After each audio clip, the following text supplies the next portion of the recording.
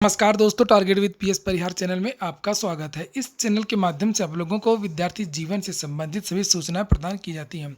तो आइए शुरू करते हैं और देख लेते हैं कि आज की इस वीडियो में ऐसी कौन कौन सी सूचनाएं हैं। तो वीडियो को जल्दी से लाइक करते हैं, शेयर कर दें। जिन छात्रों ने चैनल को अभी भी सब्सक्राइब ना किया हो तो जल्दी से सब्सक्राइब कर लें, ताकि आप लोगों को भी इसी तरह की ऑथेंटिक अपडेट से मिलती रहें। आगे बढ़ने से पहले एक सूचना है कि अगर आप लोग बिहार बीएड एंट्रेंस की तैयारी कर रहे हैं तो आप लोग चक्षु प्रकाशन की पुस्तक ले सकते हैं। एक संपूर्ण गाइड संयुक्त प्रवेश परीक्षा बिहार बीएड की आ गई है। आपको ऑफलाइन भी ये सभी दुकानों में मिलेगी। अगर आप लोग ऑनलाइन मंगवाना चाहते हैं तो ऑनलाइन भी आपको ये पुस्तक मिल जाएगी। उसकी जो लिंक है मैंने डिस्क्रिप्शन बॉक्स में दे दी है। तो चलिए पहले बिहार की बात कर लेते हैं। बिहार से बीएड के जो आवेदन है वो शुरू हो गए हैं। 11 तारीख से ऑनलाइन आवेदन बिहार बीएड के हो रहे हैं। सरकारी और प्राइवेट सभी कॉलेजों के लिए लगभग 35,000 सीटों पर प्रवेश होना है और यहाँ पर कुछ तारीखें लिखी हुई हैं जिन्हें आप लोग देख सकते हैं। 11 अप्रैल से आवेदन, लास्ट डेट याद रखिएगा 7 मई है। 25 मई को एडमिट कार्ड जारी हो जाएगा और 30 मई को अगर सब कुछ ठीक ठाक रहा तो 30 मई को परीक्षा भी हो जाएगी, जो तारीख बताई गई है। 1 जून को आंसर की जारी कर दी जाएगी और परीक्षा का जो परिणाम है वो 11 जून को आ जाएगा। किस वेबसाइट से आवेदन करना ये भी देख लीजिए, bihar.cetbed.enmu.in। इस बार बिहार एंट्रेंस की जो जिम्मेदारी दी गई है वो दी गई है ललित नारायण मिथिला विश्वविद्यालय को और वेबसाइट जो है वो एक्टिवेट हो गई है। इसके बाद में जो अगली सूचना है वो है एडेड जूनियर हाई स्कूल भर्ती की। बहुत सारे विद्यार्थी लगातार ये पूछ रहे थे कि सर, जब लगातार संस्थान बंद हो रहे हैं, नाइट कर्फ्यू लगा हुआ, तो क्या एडेड जूनियर हाई स्कूल की जो परीक्षा है वो स्थगित हो सकती है। चूँकि समाचार पत्रों के माध्यम से ये जानकारी दी गई थी कि जो परीक्षा 18 अप्रैल को होनी थी, जिसको स्थगित कर दिया गया था, वो 2 मई से लेकर के 8 मई के बीच में हो सकती है। यानी कि पंचायत चुनाव की जो अधिसूचना है वो समाप्त होगी और बोर्ड परीक्षाओं की जो पहले की जो तारीख है उसी के बीच में ये परीक्षा हो सकती है। लेकिन अब ये जो संभावना है वो नहीं है। अब ऐसा नहीं लगता है कि एडेड जूनियर हाई स्कूल की जो परीक्षा है वो मई के महीने में हो पाएगी। चूँकि जो उत्तर प्रदेश के महत्वपूर्ण शहर है जहाँ पर इस परीक्षा को आयोजित किया जाना है, वहाँ की स्थिति बहुत ख़राब हो चुकी है, भयावह हो गई है। और जानकारी तो ये मिल रही है कि 1 या 2 दिन में बहुत जल्द लखनऊ आदि शहरों में लॉकडाउन भी लगाया जा सकता है। इसकी तैयारियां लगभग पूरी हो चुकी हैं।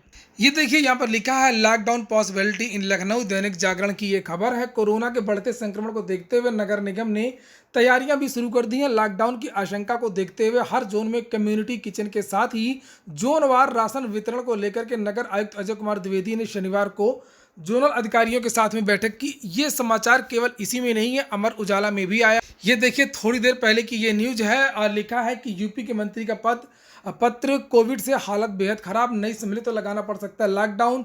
13 अप्रैल की न्यूज है और लिखा है लखनऊ में प्रतिदिन 4 से 5 हज़ार कोरोना के मरीज मिल रहे हैं। अस्पतालों में बेडों की संख्या बेहद कम है। लखनऊ के प्राइवेट पैथोलॉजी सेंटरों में जांच बंद करा दी गई है। सरकारी अस्पतालों में कोविड की जांच में कई दिनों का समय लग रहा है। 3-3 दिन 4-4 दिन बाद रिपोर्ट आ रही है। और वहीं पर लिखा है कि अब हो सकता है कि अगर इस पर नियंत्रण नहीं रहा तो बहुत जल्द लखनऊ में लॉकडाउन लग जाएगा। और यही हालत अन्य शहरों की भी है, यही हालत प्रयागराज की भी है, यही हालत बनारस की भी है। तो अब ऐसी संभावना बहुत कम है कि जो एडेड जूनियर हाई स्कूल भर्ती है उसकी जो परीक्षा है वो हो पाए मई के महीने में। फिलहाल आप लोग तैयारी करते रहिए, चूँकि पदों की संख्या बहुत कम है, कटाव बहुत ज़्यादा जाएगा। और इस भर्ती में सबसे ज़्यादा जो प्ले करेगा जो चीज़ वो है आपका सब्जेक्ट। आप लोग अपने सब्जेक्ट को अच्छी तरीके से तैयारी करिए। 100 नंबर जो है उसी से पूछे जाएंगे। तो इसको ये तो हो गई कि एडेड जूनियर हाई स्कूल भर्ती की सूचना। इसके बाद में अब बात कर लेते हैं उत्तर प्रदेश लोक सेवा आयोग की। आज के लगभग सभी समाचार पत्रों में यह जानकारी दी गई है कि पीसीएस 2020 का परिणाम जारी किया गया है और फिर से बहुत सारे जो पद हैं वो रिक्त रह गए हैं। केवल पीसीएस नहीं है, अभी कुछ दिनों पहले 5 या 6 तारीख को आरओ एआरओ का भी परिणाम जारी हुआ था। उसमें भी लगभग 43 पद जो है वो शेष रह गए थे। इसी तरीके से अभी कुछ दिनों पहले पिछले वर्ष एलटी ग्रेड के सभी विषयों के जो परिणाम वो जारी किए गए और सभी विषयों में बहुत सारे जो पद हैं एलटी ग्रेड की जो भर्ती हुई थी वो लगभग 10,000 पदों के लिए भर्ती हुई थी। और जानकारी ये मिली है कि लगभग 3 से 4 हज़ार पद एलटी ग्रेड के खाली रह गए, योग्य अभ्यर्थी ही नहीं मिले हैं। पीसीएस इत्यादि की जो परीक्षा होती है वो कई चरणों में होती है।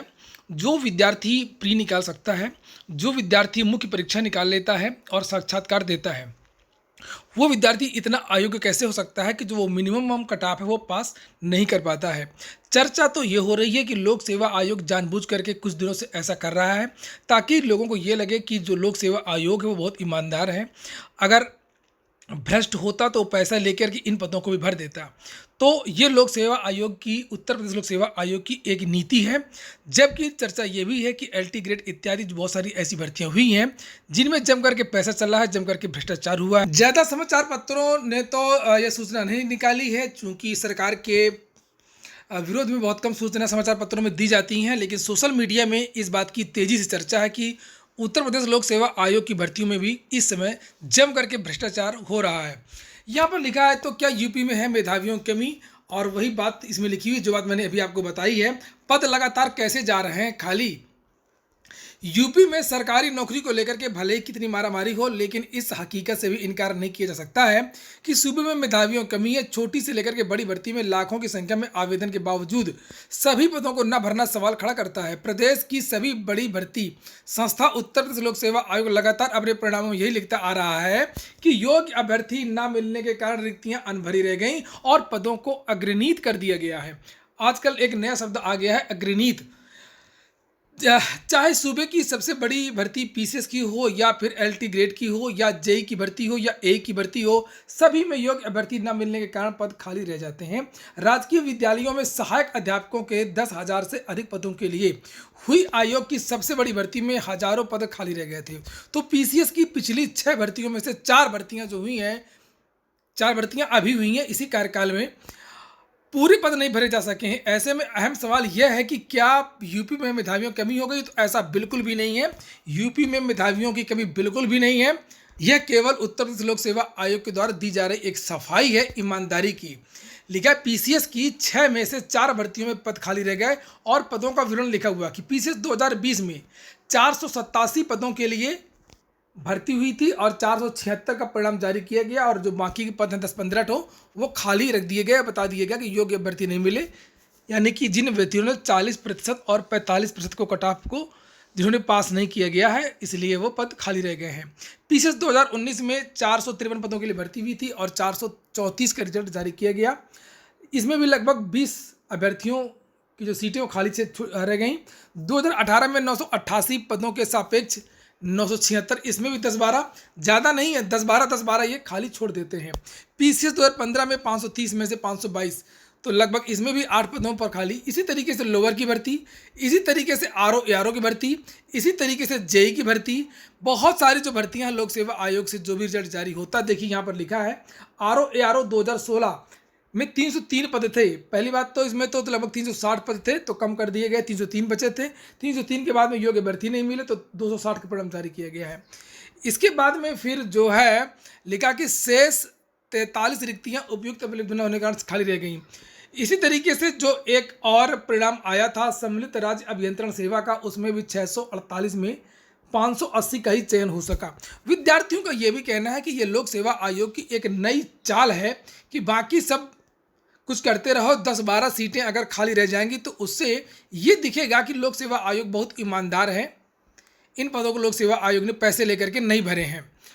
प्रतियोगी छात्र संघर्ष समिति के जो अध्यक्ष हैं अवनीश पांडे, उनका भी बयान यहाँ पर छपा हुआ है कि आयोग की कई चरणीय परीक्षा प्रणाली में कोई भी अभ्यर्थी अर्हता मानक पूरा करके ही अंतिम परीक्षा तक जा पाता है। आगे कहा है इन्होंने कि ऐसे में आयोग को भर्तियों को भरना चाहिए। आयोग अपनी सूचिता प्रदर्शित करने हेतु सीटों को रिक्त दिखा रहा है जो उचित नहीं है। तो यहाँ पर अवनीश पांडे का भी यही आरोप है कि केवल ये सूचिता प्रदर्शन के लिए किया जा रहा है, केवल जो कि प्रत्येक भर्ती में 10 या 12 या 15 जो पद हैं वो रिक्त कर दिए जाते हैं। इसके बाद में अगली जो सूचना है वो सीटीईटी जुलाई 2021 नोटिफिकेशन की है। बहुत सारे विद्यार्थी सीटेट के नोटिफिकेशन के बारे में पूछते रहते हैं। मैं उनको बता दूं कि इसके बारे में एक वीडियो मैं पहले ही बना चुका हूं, जिसमें आप लोगों से मैंने बताया था कि जुलाई सत्र का जो सीटीटी होता है इस साल शून्य हो सकता है, शून्य होने के पूरे पूरे चांसेस हैं। क्योंकि जो सीटेट होता है वो साल में 2 बार होता है, एक जुलाई सत्र में और एक दिसंबर सत्र में। जो पिछला वाला अभी सीटीटी का जो परिणाम आया था, अगर जुलाई में होना होता, जुलाई में अगर ये परीक्षा होनी होती तो अभी तक इसके आवेदन आ चुके होते या कोई ना कोई जानकारी दी गई होती। तो इस बार चूंकि सत्र लेट हो गया था, इसलिए जुलाई जो सत्र है उसको आप लोग शून्य ही समझिए फिलहाल।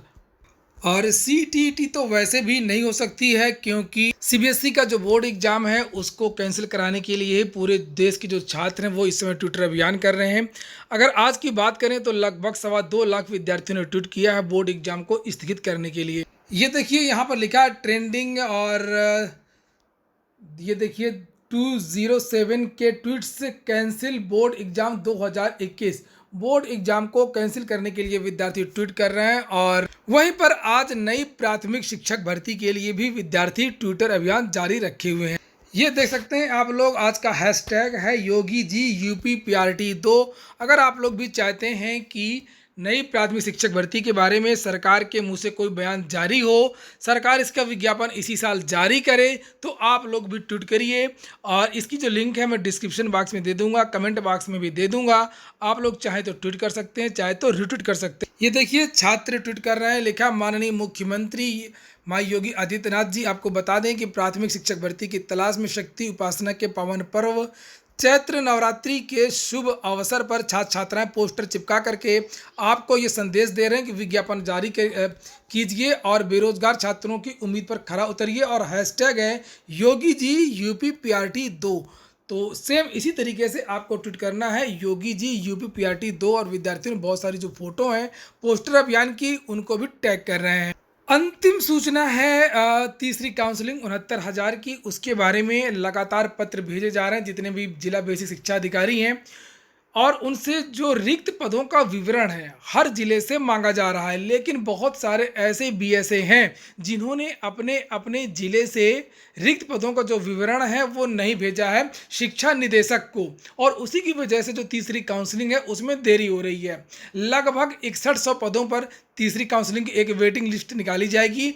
उसी के बारे में ये पत्र फिर से जारी किया गया है। लिखा शिक्षा निदेशक बेसिक उत्तर प्रदेश लखनऊ, जिला बेसिक शिक्षा अधिकारी, और यहाँ पर कुछ जिलों के 20-22 जिलों के यहाँ पर नाम लिखे हुए हैं जिन जिलों से रिक्त पदों का जो विवरण है वो नहीं भेजा गया है। लिखा है परिषदीय प्राथमिक विद्यालयों में 69,000 सहायक अध्यापक के रिक्त पदों पर चयन की नियुक्ति के संबंध में, और ये पूरा पत्र यहाँ पर लिखा हुआ है। और इसमें चेतावनी भी दी गई है कि ये जो सूचना है जो रिक्त पद है उसके बारे में, नियुक्ति प्रक्रिया के बारे में सूचना उपलब्ध कराइए। नीचे लिखा कि प्रकरण अत्यंत महत्वपूर्ण है तथा शासन द्वारा निरंतर वांछित सूचना की समीक्षा की जा रही है। आप द्वारा सूचना उपलब्ध न कराए जाने के कारण प्रकरण में अग्रेतर कार्रवाई में विलंब हो रहा है। उपयुक्त संदर्भित पत्रों एवं दूरभाष पर निरंतर निर्देश दिए जाने के बावजूद भी आप द्वारा सूचना नहीं प्रेषित की जा रही है, जो अत्यंत निंदनीय स्थिति है। तो ये जानकारी मांगी गई है और इसमें कहा गया है कि भली भांति जो वांछित सूचना है रिक्त पदों की उसको आप लोगों को 14 अप्रैल यानी कल तक ये सूचना इस ईमेल पर, यहाँ पर ईमेल भी लिखा हुआ है, इस ईमेल पर उपलब्ध करानी है।